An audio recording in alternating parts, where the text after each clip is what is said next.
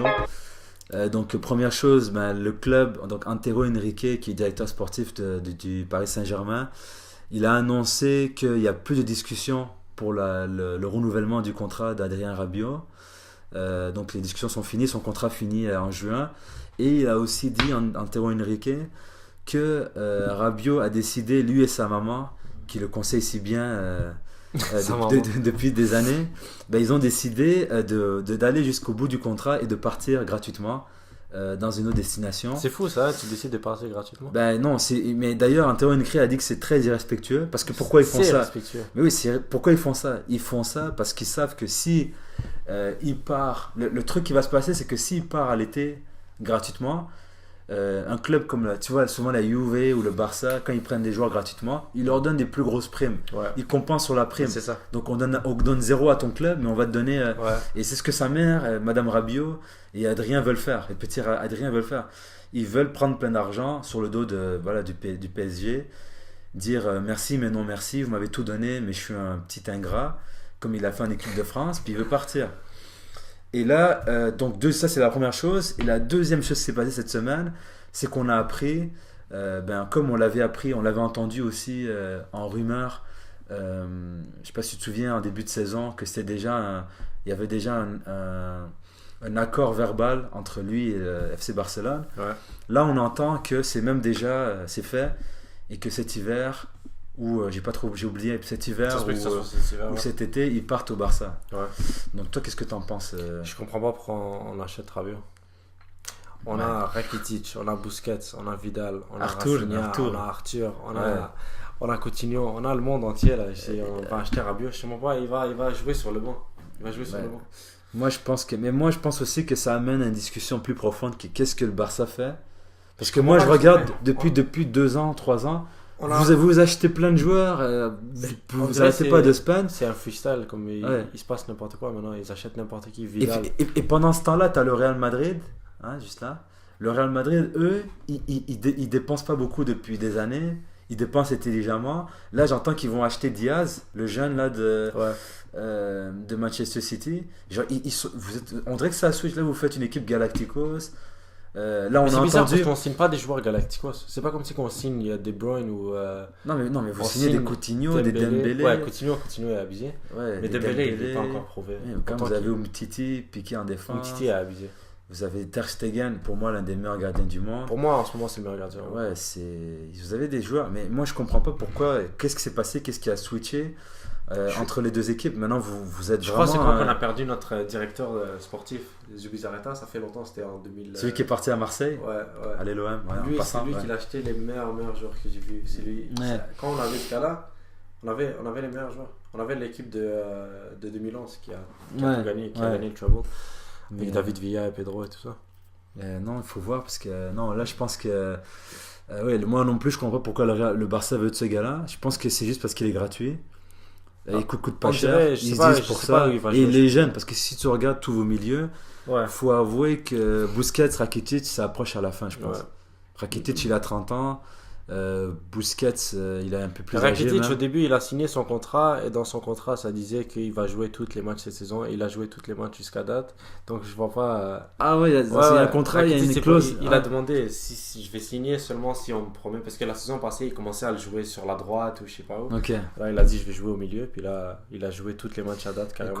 Écoute, alors, ça ajoute à ce qu'on disait. Il va sûrement pas prendre la place de Busquets, jamais de la vie. Non, on le sait, il va aller sur le banc. Et il va aller sur le banc. Moi après ma question c'est mais c'est un bon investissement, en plus c'est gratuit pour le futur, mais ma question j'ai envie de te poser parce que là ce qu'on a entendu aussi, une troisième chose, c'est que Tourelle a dit ou aurait dit que Rabiot ne va plus jouer de la saison, qu'il va rester sur le banc, parce que le problème qui se passe c'est que le PSG là ils sont dans un dilemme, soit ils forcent la vente de Rabiot cet hiver parce que Rabiot veut rester pour prendre la prime à l'été. Mais Paris se dit soit on force à partir cet hiver pour prendre un peu d'argent aussi, tu comprends, soit on le garde et on le laisse sur le banc, soit, là c'est la troisième option, on le garde comme il dit jusqu'à la fin de la saison et on le fait jouer quand même. Qu'est-ce que tu ferais toi? Moi je le garde et je le ferai jouer. Mais parce que non, pour le respect, t'en penses quoi? Il va te en termes de respect, ok, mais en termes de si tu veux aller pour la Champions League, tout ça, leur milieu, il faut regarder leur milieu. Mais moi, je pense que justement, le Paris doit. Milieu sans Rabiot. Non, mais regarde, déjà Tourelle a dit qu'il lui faut un milieu, ok? Il avait dit avant cette histoire-là qu'il lui faut un milieu cet hiver. Bon, s'il achète un milieu là maintenant, cet hiver, il faut qu'il achète 2 milieux. Moi, je pense s'il achète au moins un milieu cet hiver. Laisse-le partir. Moi, je le laisserai partir. Mais même. Ou sinon, tu le benches jusqu'à la fin de la saison, puis bon, c'est la faute de Rabiot. Mais même là, c'est dur. Moi, je pense qu'il faut. Pourquoi sur FIFA, tu peux release des joueurs dans la vraie vie, tu peux release des gars. Tu peux release des joueurs. Tu le mets free agent. Ouais. Tu peux juste terminer son contrat, tu dois le payer une somme d'argent, puis c'est tout. Ah, parce qu'il faudra que tu payes pour. Oui, c'est sûr. T'es en train de ne pas respecter le contrat. Merde.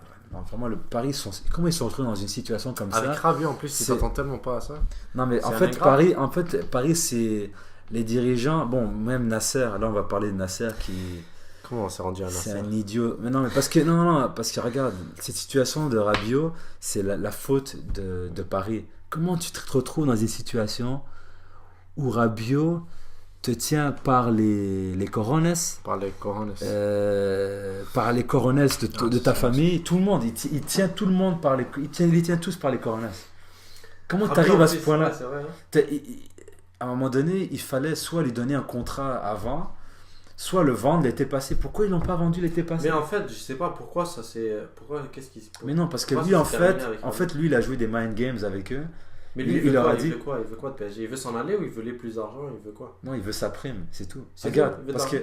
Regarde, en fait, Rabiot, il faut que tu comprennes que lui et sa mère, ils font des mind games avec Paris depuis des années. Je sais pas si tu te souviens. C'est son agent, sa mère? Sa mère, c'est son agent, ouais. Ah, voilà.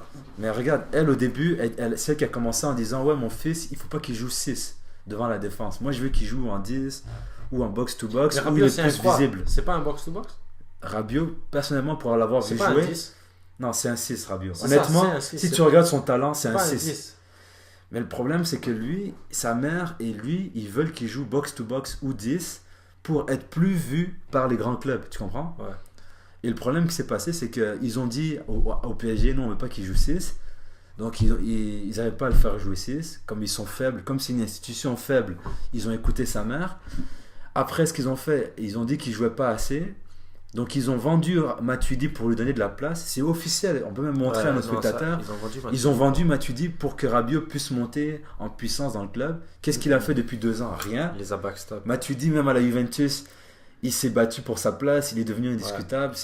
Il a montré que c'était un grand joueur. Matuidi, c'est un plus gros mieux que ce que Rabiot deviendra jamais. Entre guillemets. Et là maintenant, qu'est-ce qu'ils font maintenant? Ils ont dit depuis cet été qu'ils veulent négocier pour un nouveau contrat. Mais ils ne voulaient pas depuis le début. Rabiot ne voulait pas? Il ne voulait pas. Tout ce qu'il voulait, c'est parce qu'il savait que si il faisait passer le transfer season de l'été, ils allaient se retrouver en position de force.